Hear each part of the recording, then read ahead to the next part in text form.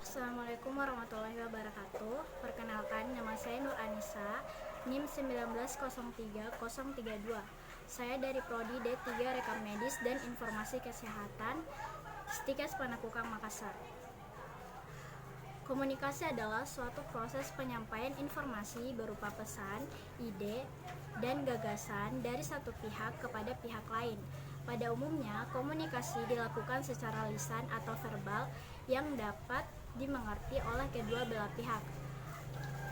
Apabila tidak ada bahasa verbal yang dapat dimengerti oleh keduanya, komunikasi masih dapat dilakukan dengan menggunakan gestur tubuh menunjukkan sikap tertentu, misalnya tersenyum, menggelengkan kepala, mengangkat bahu. Cara seperti ini disebut komunikasi nonverbal. Komunikasi atau communication berasal dari bahasa Latin communis yang berarti sama, communico, communication atau communicare yang berarti membuat sama atau make to common. Secara sederhana, komunikasi dapat terjadi apabila ada kesamaan antara penyampaian pesan dan orang yang menerima pesan. Secara singkat, tujuan komunikasi adalah untuk menciptakan kesepahaman di antara kedua belah pihak. Namun, masih ada sejumlah tujuan dari komunikasi yang perlu diketahui. Yang pertama adalah agar hal yang disampaikan bisa dimengerti dengan cukup baik. Dengan adanya definisi komunikasi di atas, maka akan menghindarkan diri dari kesalahpahaman. Yang kedua yaitu agar mampu memahami maksud perkataan orang lain. Yang ketiga, agar ide atau gagasan maupun pemikiran pribadi dapat diterima orang lain, terutama dalam gelaran rapat tertentu. Yang keempat yaitu penggerak orang lain untuk mengerjakan sesuatu, misalnya kegiatan kerja bakti, sosialisasi, dan sebagainya. Adapun fungsi dari komunikasi yaitu untuk menyampaikan informasi sebagai penyampai pendapat agar dapat diterima oleh masyarakat luas atau yang berkaitan, sebagai bentuk interaksi dengan orang lain untuk menambah wawasan dan ilmu pengetahuan akan sesuatu hal. Jadi, melalui komunikasi nantinya akan terjadi transfer ilmu antara pihak satu dengan pihak lainnya. Pengisi waktu luang, misalnya dengan berbicara via telepon, chatting, sosial media, video call, dan sebagainya, sebagai cara untuk membujuk dan mempengaruhi orang lain. Biasanya komunikasi semacam ini banyak mengandung unsur-unsur persuasif. Yang selanjutnya itu untuk dapat mengenal diri sendiri guna mengurangi ketegangan atau mencairkan suasana, misalnya ketika ada pertikaian atau perselisihan pendapat dalam rapat tertentu. Selanjutnya itu sebagai hiburan, misalnya ketika Anda sedang jenuh kemudian menghubungi teman jauh untuk sekedar mengobrol santai. Untuk selalu menjalin hubungan yang baik dengan orang lain sebagai benteng diri agar tidak terisolasi dalam lingkungan masyarakat. Untuk mempelajari situasi yang terjadi, mengubah sikap maupun perilaku, mengawasi serta melakukan pengendalian atas suatu kegiatan sebagai motivasi untuk orang lain.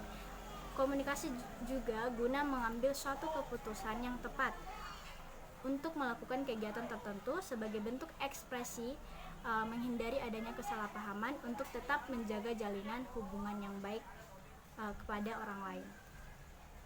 Adapun macam-macam komunikasi yaitu komunikasi berdasarkan penyampaian.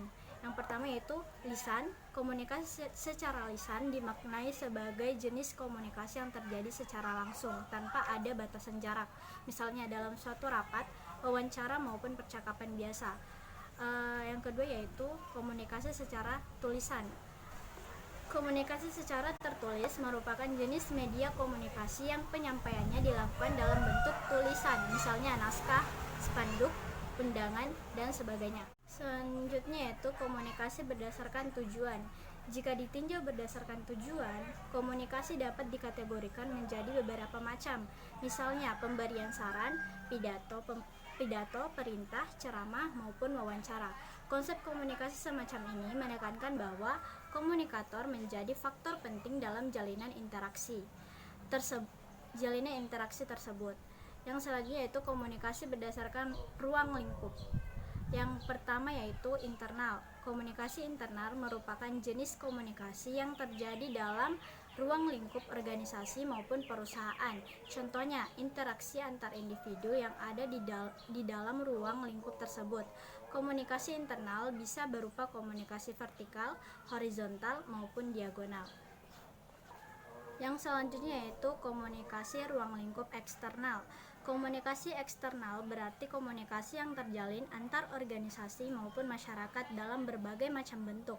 Misalnya konferensi pers, pameran, publikasi, siaran televisi maupun bakti sosial. Yang selanjutnya yaitu komunikasi berdasarkan aliran. Komunikasi satu arah yakni komunikasi yang berasal dari salah satu pihak saja. Komunikasi dua arah yaitu komunikasi yang mempunyai sifat saling memberikan timbal balik. Yang selanjutnya yaitu komunikasi ke bawah, yakni komunikasi dari atasan dengan bawahan. Komunikasi ke atas yaitu komunikasi yang berasal dari seorang bawahan kepada atasan. Komunikasi ke samping yaitu komunikasi yang terjalin di antara beberapa orang pada kedudukan yang setara. Dari materi komunikasi ini, saya dapat menyimpulkan bahwa dalam berinteraksi dengan orang lain, kita perlu memahami seperti apa pengertian komunikasi secara umum. Ini penting demi senantiasa menjaga hubungan yang cukup baik. Selain itu, komunikasi penting guna menghindarkan diri dari kesalahpahaman dengan orang lain. Terima kasih. Wassalamualaikum warahmatullahi wabarakatuh.